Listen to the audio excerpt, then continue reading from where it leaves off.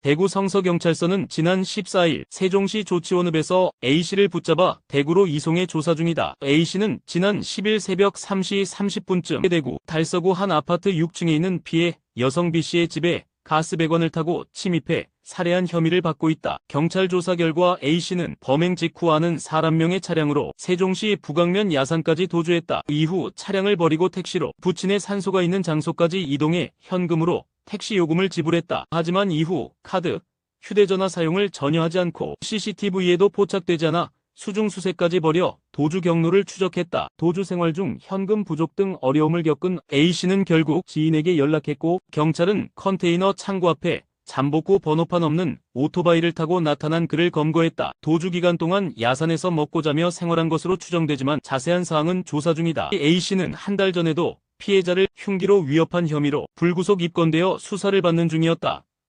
일요일 새벽 청주시 상당구에서 60대 남성 A씨가 다세대 주택과 업무빌딩, 주상복합 아파트 등 3곳에 잇따라 불을 지른 뒤 저수지에 투신해 숨지는 사건이 발생했다. 다세대 주택 3층 현관문 앞에서 불이 났다는 신고로 시작됐다. 이어 20분 후 인근 업무빌딩 1층과 주상복합 아파트 지하 2층 주차장에서도 불이 발생했으나 신속한 소방 대응으로 큰 피해는 없었다. 이후 인근 저수지에서 A씨의 유류품과 시신을 발견했다. CCTV에는 A씨가 오토바이를 타고 주차장에 진입해 인화성 물질을 엘리베이터 앞에 뿌리고 방어하는 모습이 포착됐다. 특히 현장에서는 A씨가 남긴 프린트물이 발견됐는데 문서에는 인척과의 원한 관계가 범행 동기임을 암시하는 내용과 함께 한이 맺혀 방어함 선의의 피해자에게 가슴 깊이 사죄함이라는 글귀가 적혀 있었다. 경찰은 원한 관계에 집중해 수사했으나 피의자가 사망해 정확한 동기 규명에는 어려움을 겪고 있다.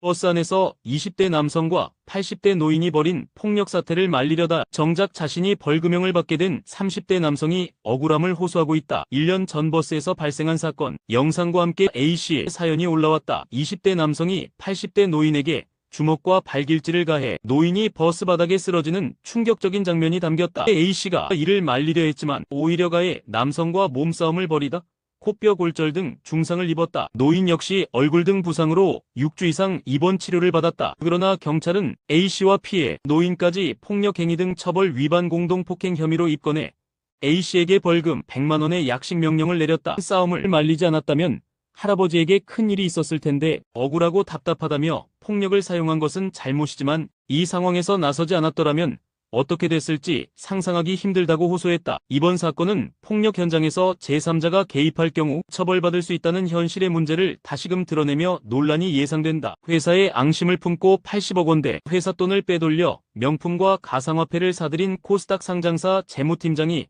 결국 실형을 확정받았다. 지난해 6월 건강기능식품을 판매하는 코스닥 상장사 B사에서 재무팀장으로 일하던 A씨는 회사 측으로부터 권고사직 통보를 받자 격분했다. 이에 A씨는 공경에 빠뜨리겠다는 심정으로 회사 자금을 무단 인출하고 도피 계획을 세웠다. 실행은 치밀했다. 6월 26일 단 3시간 동안 총 17차례에 걸쳐 약 80억 7천만 원을 회사 계좌에서 자신의 계좌로 이체한 뒤 잠적했다. 그러나 범행 당일 바로 적발됐고 A씨는 백화점에서 명품 시계를 구매하던 중 경찰에 붙잡혔다. 이 사건으로 회사 주식은 거래 정지되고 상장 폐지 위기까지 몰렸으나 다행히 횡령금 대부분이 회수돼 3개월 만에 거래가 재개됐다. A씨는 갈등이 있던 상사에게 복수심을 품고 저지른 일이라며 선처를 호소했지만 법원은 이를 받아들이지 않았다.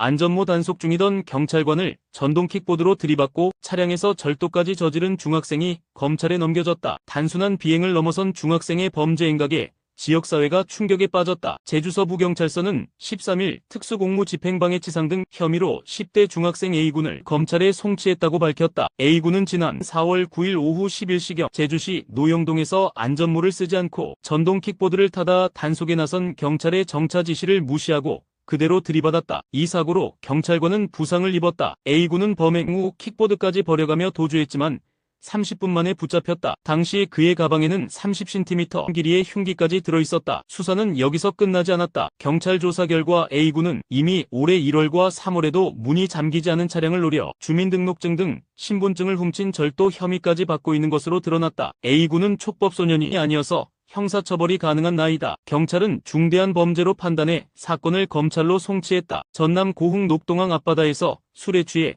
추락한 30대 여성이 극적으로 구조됐다. 새벽 시간대였지만 해양경찰의 신속한 출동이 생명을 살렸다. 여수해양경찰서에 따르면 15일 오전 4시 40분쯤 사람이 바다에 빠졌다는 119 신고가 접수됐다. 익수사고 지점은 고흥군 도양읍 녹동항 인근 해상이었다. 신고를 받은 해경은 단 6분 만에 현장에 도착, 구조물을 붙잡고 버티고 있던 30대 여성 A씨를 무사히 구조했다. A씨는 술에 취한 상태로 주변을 배회하다 발을 헛디뎌 바다로 추락한 것으로 확인됐다. 다행히 건강에는 큰 이상이 없었고 해경은 A씨를 가족에게 안전하게 인계했다. 여수해경 관계자는 익수사고는 언제든 일어날 수 있다며 음주 후 물가 접근은 절대 삼가야 한다고 강조했다. 순식간에 생사를 오가는 상황에서 해경의 신속한 대응이 또 한 번 소중한 생명을 구했다.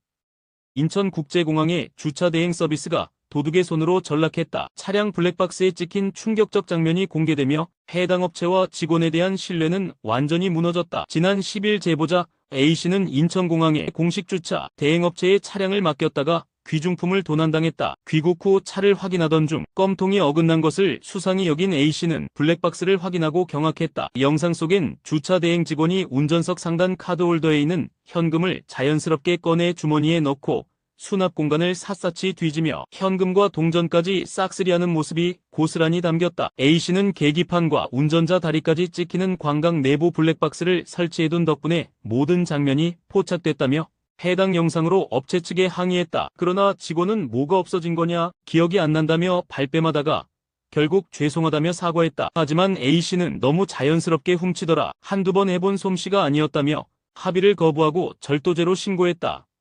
자신의 친딸을 수차례 추행한 혐의로 1심에서 징역 4년형을 선고받은 40대 남성, 항소심에서도 중형을 피하지 못했다. 돌연딸이 무고죄로 처벌받을까 걱정돼 거짓으로 자백했다며 진술을 뒤집었지만 법원은 이를 받아들이지 않았다. 15일 서울고법 춘천재판부는 성폭력 범죄의 처벌 등에 관한 특례법 위반 혐의로 기소된 A씨 40대의 항소를 기각하고 징역 4년형을 그대로 유지했다. A씨는 미성년이던 딸 B양을 2015년 2차례, 2018년과 2020년에 각각 한 차례씩 총 4회 추행한 혐의를 받았다. 1심에서는 피해자인 딸이 선처를 탄원했음에도 법원은 반인륜적 범죄이며 사회적 비난 가능성이 크다며 징역 4년을 선고했다. 그러나 A씨는 항소심에서 돌연 2015년 범행을 부인하며 딸이 무고죄로 처벌받을까 걱정돼 거짓으로 자백했다고 주장했다. B양 역시 항소심 법정에서 진술을 번복했지만 재판부는 이를 받아들이지 않았다.